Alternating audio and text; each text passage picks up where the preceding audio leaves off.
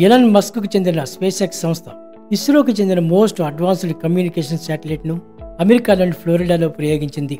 మంగళవారం space X సంస్థ మన దేశానికి చెందిన ఈ జీసాట్ N2 శాటిలైట్ని అంతరిక్షంలోకి సురక్షితంగా తీసుకెళ్లింది. అయితే ఈ ప్రయోగంపై చాలా మందిలో కొన్ని ప్రశ్నలు తలెత్తుతున్నాయి.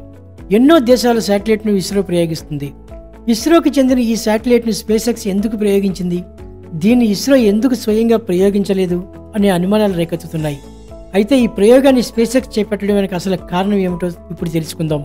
ఈ వీడియో కనుక మీకు నచ్చినట్లయితే మా ఛానల్ని లైక్ చేయండి, షేర్ చేయండి, సబ్స్క్రైబ్ చేయండి.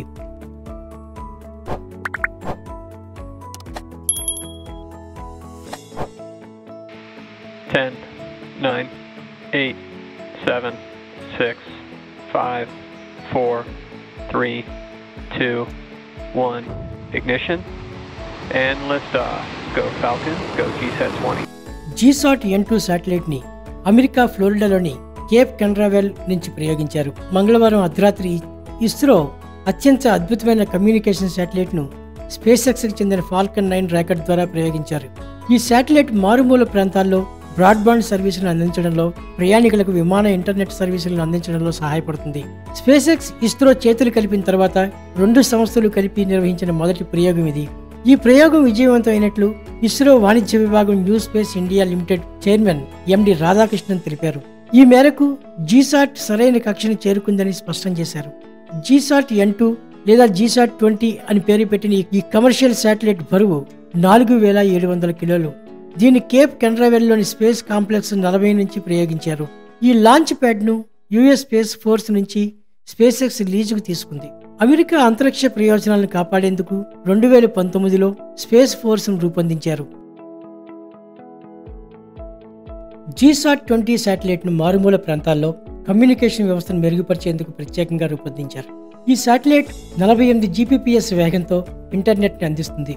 దీంతో ఇది దేశంలోని మారుమూల గ్రామాల్లో ఇంటర్నెట్ సర్వీసులను మెరుగుపరిచేందుకు ఉపయోగపడుతుంది. ఇది అండమాన్ నికోబార్ దీవులు, జమ్మూ కాశ్మీర్, లక్షద్వీపులతో సహా ఇండియాలోని మారుమూల ప్రాంతాలకు కమ్యూనికేషన్ సేవలు అందిస్తుంది. దీనిలో 32 నారో స్పాట్ బీమ్స్ ఉన్నాయి. అందులో 8 బీమ్స్ నార్త్ ఈస్ట్ ప్రాంతం, 24 వైడ్ బీమ్స్ మిగతా దేశాల కోసం. ఈ 32 బీమ్స్ కు ఇండియా భూభాగంలోని హబ్ స్టేషన్ సపోర్ట్ చేస్తున్నాయి. GSAT-N సామర్థ్యంలో 80% ప్రైవేటు కంపెనీకి విక్రయించింది. మిగిలిన 20% విమానయాన, సముద్ర రంగాలకు చెందిన ప్రైవేట్ కంపెనీలకు విక్రయించనున్నారు.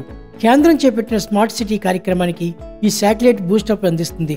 ఇది విమానంలో ఇంటర్నెట్ కనెక్టివిటీని సౌకర్యవంతం చేయడానికి సహాయపడుతుంది.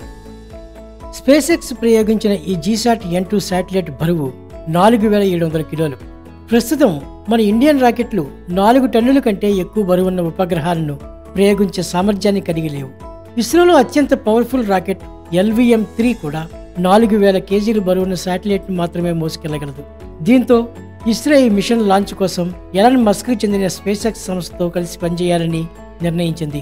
ఇంతకు ముందు భారీ ఉపగ్రహాలను ప్రయోగించేందుకు ఇస్రో ఫ్రాన్స్కి చెందిన ఏరియన్ స్పేస్ కన్సార్టియంపై ఆధారపడింది. ఎలన్ మస్క్ 2002లో అంతరిక్ష రవాణా సేవల సంస్థ స్పేస్ ఎక్స్ను స్థాపించారు.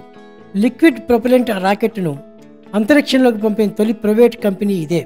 స్పేస్ ఎక్స్ 2008లో ఫాల్కన్ 1 రాకెట్ను ప్రయోగించింది. ఇప్పుడు ఫాల్కన్ 9 రాకెట్ ద్వారా ఈ అద్భుతమైన కమ్యూనికేషన్ జీసాట్ N2 శాటిలైట్ను ప్రయోగించారు.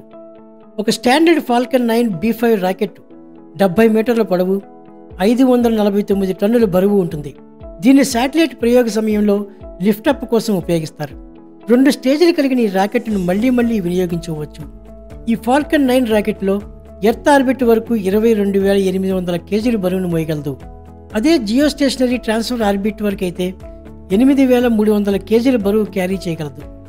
మొదటి స్టేజ్లో ఈ రాకెట్ 9 మెర్లిన్ ఇంజిన్లు వాడుకుంటుంది.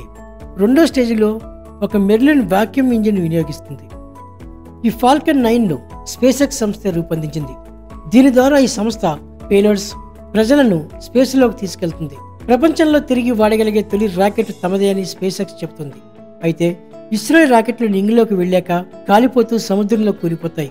అందువల్ల వాటిని తిరిగి వాడట్లేదు. కర్ణాటకలోని ఆసనంలో ఉన్న ఇస్రో మాస్టర్ కంట్రోల్ ఫెసిలిటీ ప్రకారం ఈ ఉపగ్రహాన్ని ఒకసారి కక్షలో ఉంచిన తర్వాత మేము దాన్ని కంట్రోల్లోకి తీసుకుంటాం. ఈ రాకెట్ శాటిలైట్ను జీసాట్ N2 భారత్కు 36,000 కిలోమీటర్ల ఎత్తులో గమ్యస్థానానికి చేరవేస్తుంది. ఇప్పటి వరకు ఫాల్కన్ 395 ప్రయోగాలు చేసింది. ఇందులో 4 మాత్రమే ఫెయిల్ అయ్యాయి. ప్రస్తుత ప్రయోగం 99% విజయవంతమైంది. అంతర్జాతీయ విమానాలు భారత గగనతలంలోకి ప్రవేశించినప్పుడు అవి ఇంటర్నెట్ని షట్డౌన్ చేయాలి. ఎందుకంటే భారత్ ఈ సర్వీసును అనుమతించదు. అయితే ఇండియా గగనతలంలోని విమాన ప్రయాణాల్లో ఇంటర్నెట్ సౌకర్యం కల్పించేందుకు ఇటీవల భారత్ నిబంధన సవరించింది. కొత్త రూల్స్ ప్రకారం 3,000 కిలోమీటర్ల కంటే ఎక్కువ ఎత్తులో ఉన్న విమానం లోపల వైఫై సేవలను అందించవచ్చు. అయితే విమానంలో ఎలక్ట్రానిక్ డివైజెస్ను అనుమతించినప్పుడు మాత్రమే ప్రయాణికులు ఈ సేవను ఉపయోగించగలరు.